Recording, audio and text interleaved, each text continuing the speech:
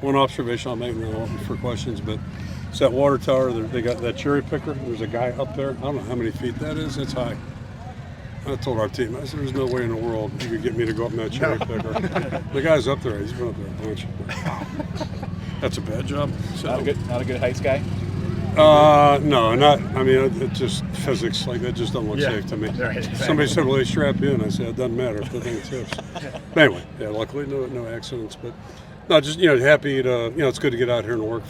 First of all, it's always good to be have not that it's a full house, but to have people here. Some distractions with the audio and all that stuff, but just a good chance to get out here and kind of simulate some situations. And it's pretty predictable, but the penalties, exchange problems. I think we had 4 of those. 3 of them were shotguns, snaps. But that's the stuff we can't have 3 weeks from now if we expect to win. So just part of the process. But I think overall, after 9 days, guys have been they've been working hard and showing improvement. A lot of improvement. A lot of the younger guys, especially, it's fun to see them. They tend to improve a little bit more than some of the older guys, but I think we're getting good leadership still, just like I said yesterday. And the work ethic's good, so a lot of things can still be determined. But happy to be at day 9 here, and we'll get a little break tomorrow and reconvene, see what it looks like here tomorrow on the tape. A couple of injuries out there. Myslinski and Phillips, I think, went down. I think they're both fine. Yeah, one guy got poked in the eye, and Mike came back. It was okay. So nothing. Knock on wood, nothing major, and so far so good there. Being able to have the kids out here, for Kids Day, what's that kind of moment like for you every year, getting out to meet those kids? Yeah, I just, the wave is the best ever. I mean, it was just the best thing that ever happened. And I think the kid captain program is number 2. I'm not sure Hobson, I think, was involved. She was on the front end of that. Not sure, I don't want to, not give everybody credit that deserves it, but, what a great concept. It's just a great concept.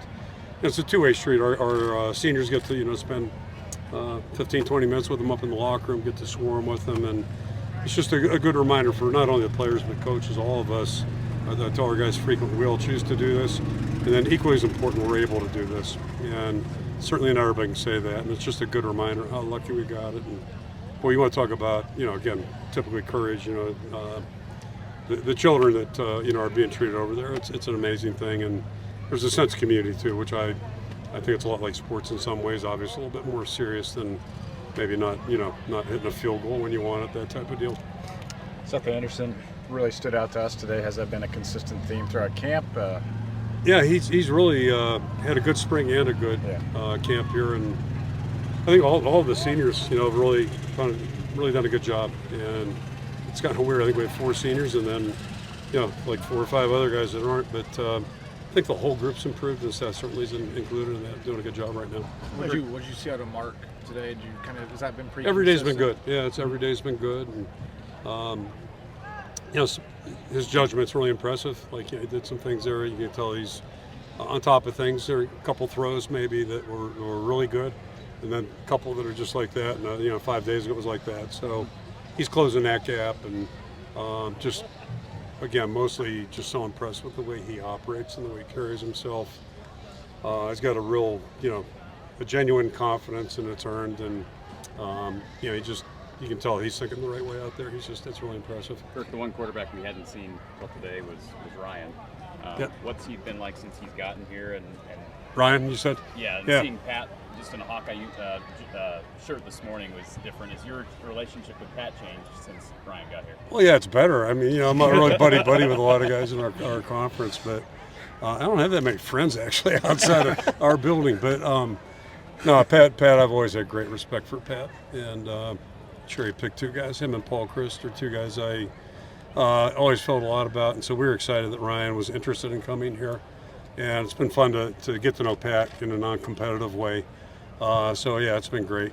And, quickly figure that one out. Like Stacy runs that place, kind of like most coaches, I guess, and she's in charge of that. But they're a great couple. Ryan's a really tremendous young guy. He's a winner. And, it's all new for him right now. So, I mean, it's, things are happening fast. We wanted to, get more work with our threes, but we got a little thin with a couple of positions, so we just couldn't. But we'll get more work hopefully this next Saturday, but also during the days as we move forward. The way McNeil practiced today, is that the way he's been most of the? Yeah, really since January. He got here, and it's a good, not to diminish the value of recruiting, but I can't remember where he was going, but he came up for a game October, early November with his dad, and got to meet with him afterwards. Just really impressed with both people. The dad played Florida, South Florida when they were starting the program at Jim Levitt, so he played for Jim. And boy, I tell you, he and his wife are just a really impressive couple. She came up in December. We were really impressed with him. Thought he's a good player. And how much do you think he weighs? If you were guessing, if you were the guy through the circus, 175, 180? Right. He's over 200 pounds. Really? I would have said 180 just looking at him and equipment, but he weighs 200 pounds. He's done a really good job. Yeah, so he's a really mature guy, and his mom and dad are great people. So yeah, they're just really happy he's here. The ball security stuff, how over the next few weeks, how do you get that fixed? It'll get better. I mean, I don't want to say it happens every year, but it does. In fact, it's been worse, but it's nothing to, nobody's happy about it. And quarterback center exchanges were the ones, and just being sloppy. And the first one was a veteran player, so you got to know better there. Younger guys, you understand that a little bit. And then just, making tough catches, that's part of football. And so we can do a little better job there. And the quarterback can't always put the throw right into your hands. Like sometimes you got to go get it. And so those are the things the next couple of weeks we can get better at. And I think with work that'll happen. With Jeremy, obviously he wasn't perfect today, but you can kind of see that he can just zip it in there. Is that something that you're seeing pretty routinely? Yeah, he's interesting, and I'm really curious to see what it looks like over the next couple of weeks. But yeah, he gives you, he's got whatever you want to call it, feel, moxie, whatever. He's got something to him. So he's a really intriguing guy, and some of it's just run pass option. And I learned one thing today: he leans to the passes or the run. So we may have to work on that a little bit. But if it's dicey at all, he's not even dicey. If it's cloudy at all, he's going to throw it, which is okay because guys that throw the ball like to do that. So. But I've really been impressed with him. He's got a quarterback's mindset. With your defense, go ahead, Scott. You've got a lot of rotation going on at left tackle, both first team, second team, kind of moving guys around. Is that a position that you expect to kind of go all the way through camp and maybe even lead into the season, just to kind of before you make a call there? Yeah, I think so. And it's we've got 3 guys, and Algar probably looks more comfortable at tackle than he does guard, but. And I'm not suggesting he'll be starting, but he's doing a good job so far. But yeah, all 3 of those guys are showing some good things. So it's encouraging for sure. We'll see how it all plays out. And when you got a problem, is like when it's like, holy crap, I don't know which of those 3 can play or will play. These guys have all really improved, and it's been fun to watch that. So one thing about camp, things become more apparent with every day, every week. So we'll know a little bit more next time maybe with you guys probably. What stood out about what Hank did today, too?